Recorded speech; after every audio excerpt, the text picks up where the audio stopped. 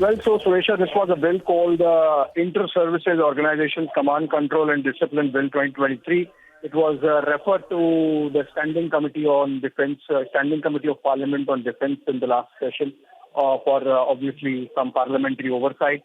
And now the Standing Committee has come back and said that in sum, the committee, while agreeing with the provisions of the bill, in no uncertain words have recommended that the bill without any amendment be passed enacted as a statute. Essentially what it does is it empowers those commanders, military commanders, who are the boss of the inter-services command, which is essentially what theatre commands would be, to take actions, to take disciplinary actions if need be. Essentially an empowerment tool of those inter-services command headquarters and the commanders who would be manning them.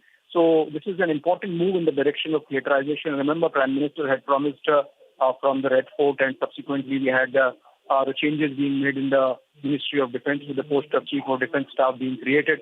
And since then we have moved further, and it's likely that next month, when we mark completion of 75 years of independence, we will be moving towards theatrization.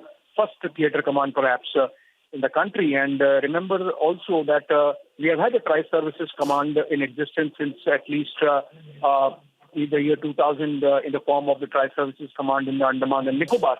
But this enabling tool was not available to those commanders. Now it would be, and essentially this is being seen as one more enabling tool ahead of the theatrization project, which rolls out possibly next month.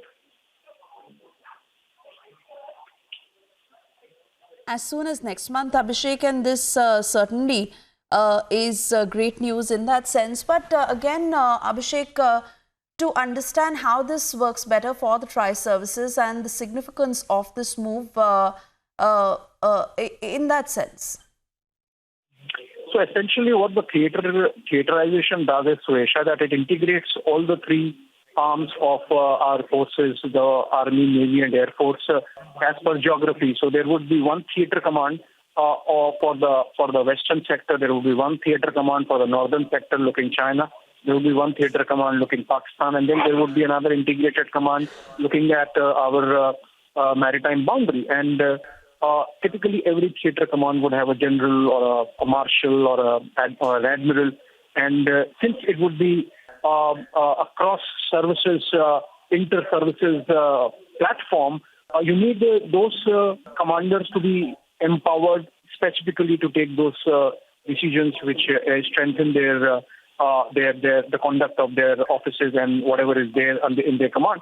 As I said, we have had an inter-services command, a tri-services command in the Andaman and Nicobar for 20 years plus, but this kind of enabling tool was not available.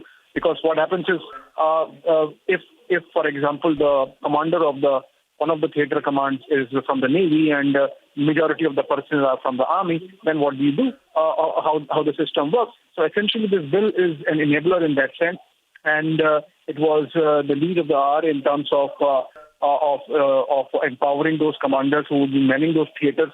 And as I said, this was an expeditious move and has been given a green light by the Parliamentary Standing Committee just ahead of the possibility of the theatre commands rolling out next month.